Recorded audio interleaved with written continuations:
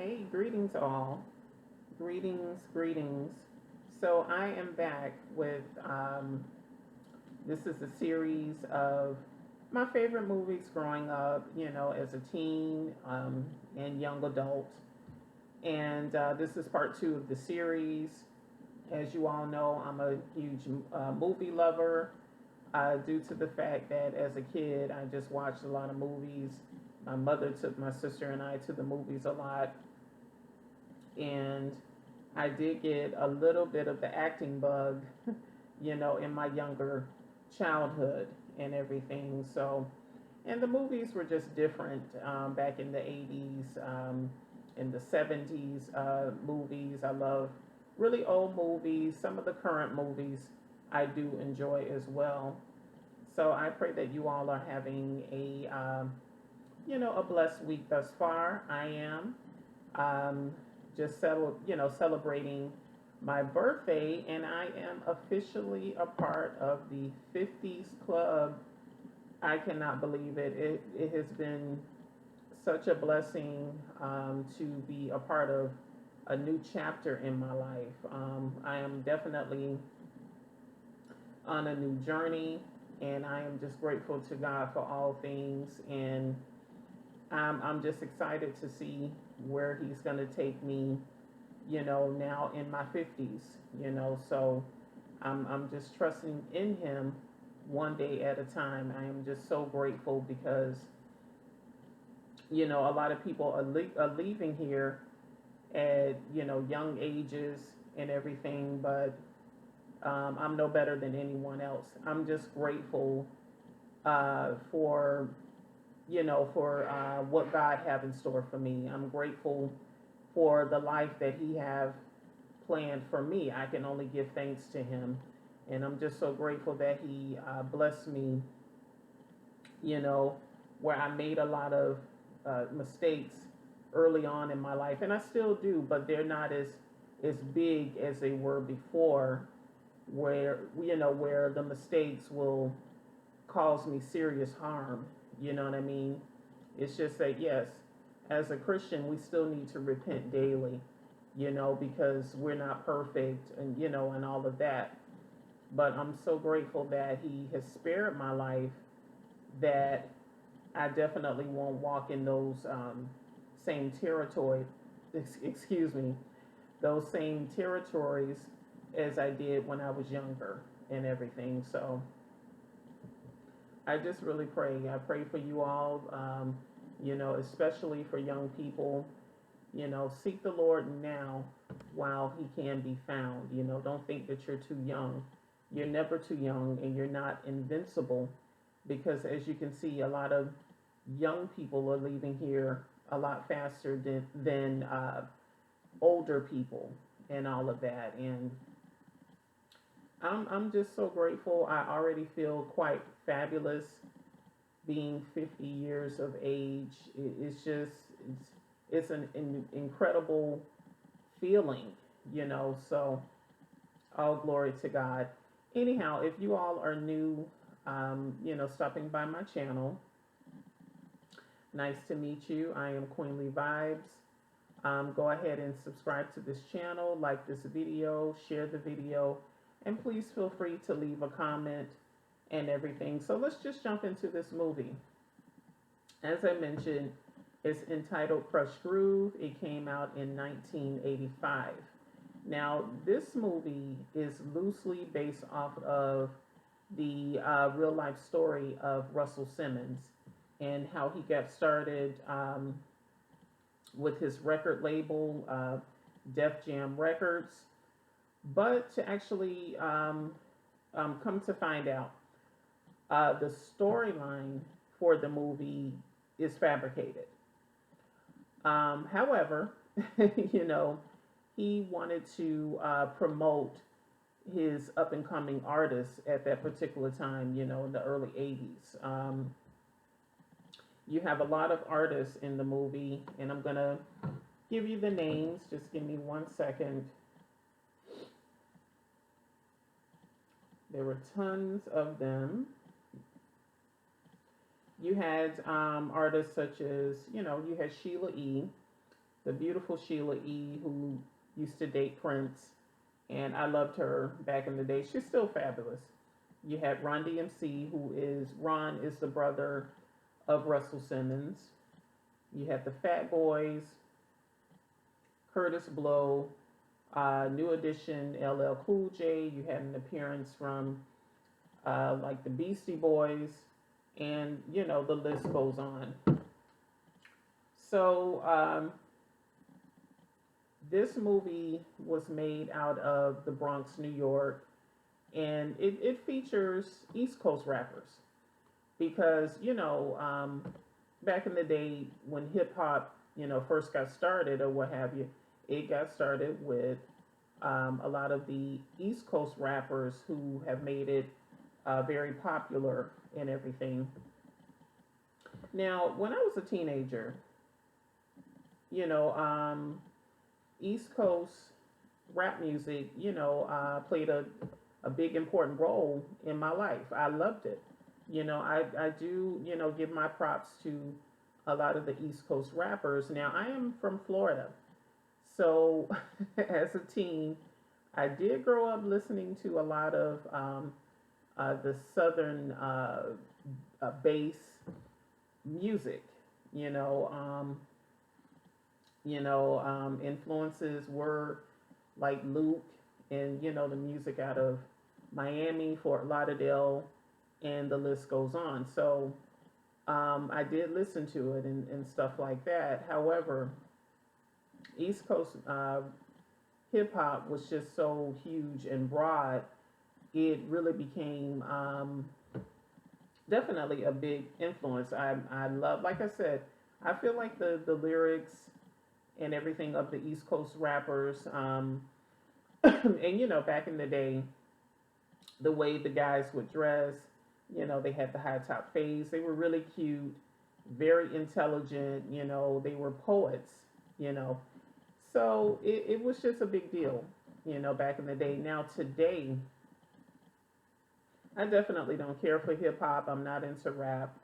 My lifestyle is different, so a lot of the kids today, and I'm not saying they're not talented because a lot of these kids do have talent, and, I give that to them. However, it's the lyrics for me.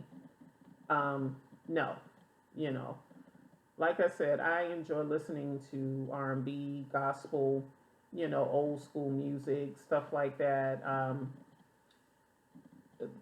Hip hop for today, it's a no for me. I'm a pass on it, because everything is so sexualized and just too perverted. It's like, what the heck are you all even talking about? But and not to say Luke wasn't, because that's a whole nother story. However, it's just so many of these young rappers that's putting out the same negativity in the lyrics and all of that, and the female rappers as well. So I don't know.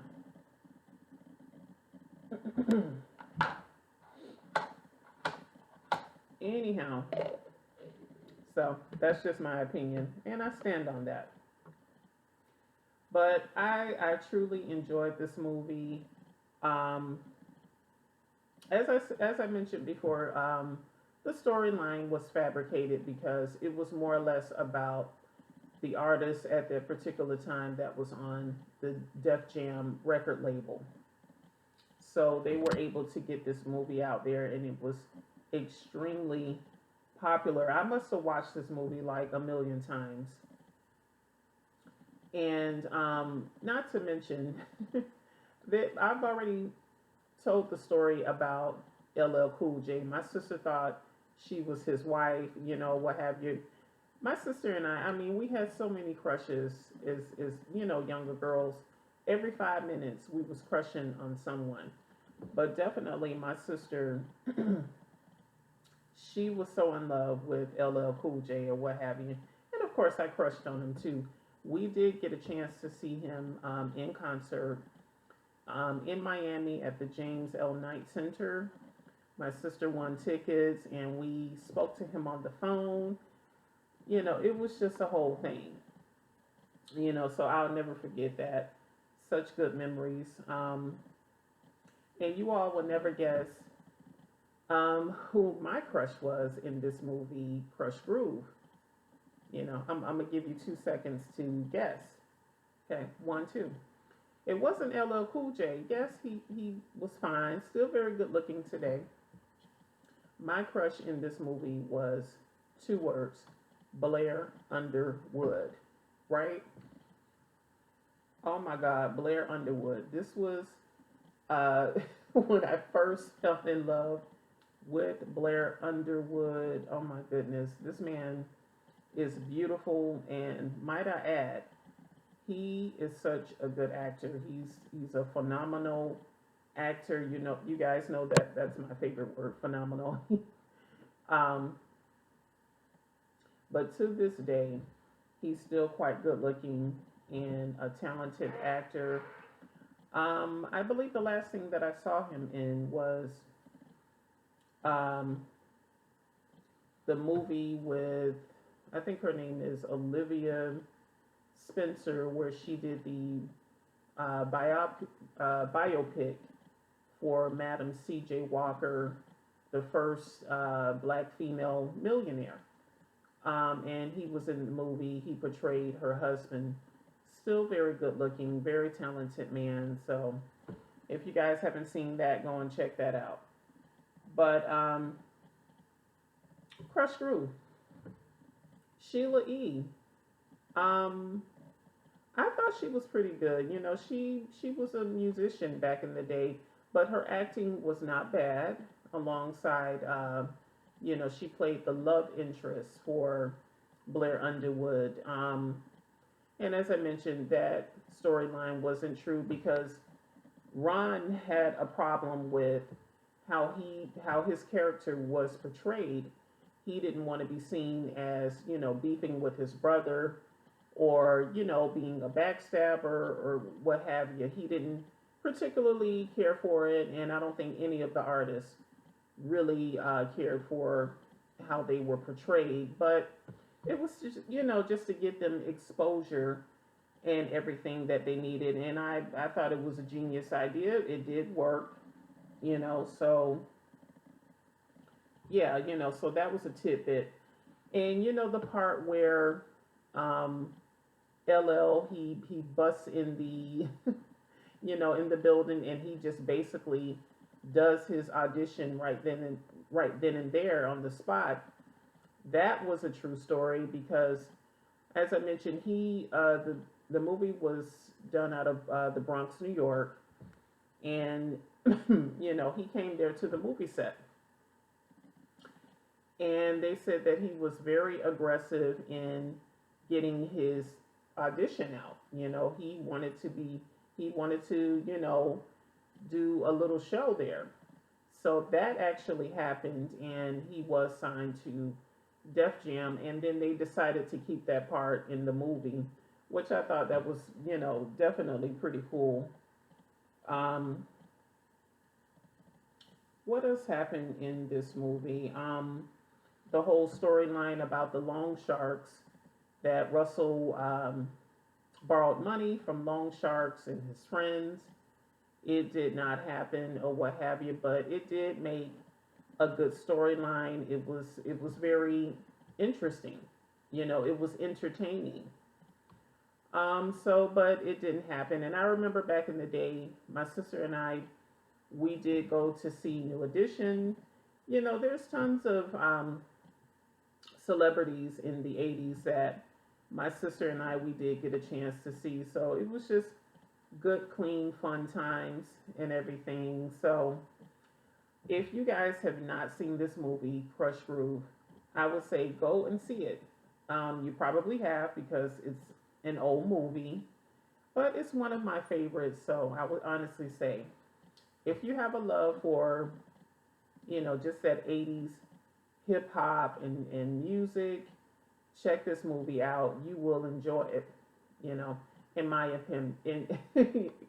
Why am I not talking properly? Probably because it's early in the morning and I'm doing this video or what have you. But hey, you know what? I'm off. I took a good nap, so I just said, you know what? Let me do part two of my series for one of my favorite movies growing up. So I will definitely be back with part three of this series, and I hope you guys have enjoyed it. Like I said, go ahead and give this a thumbs up, like it, share it, and subscribe to my channel. I will see you guys next time. Take care.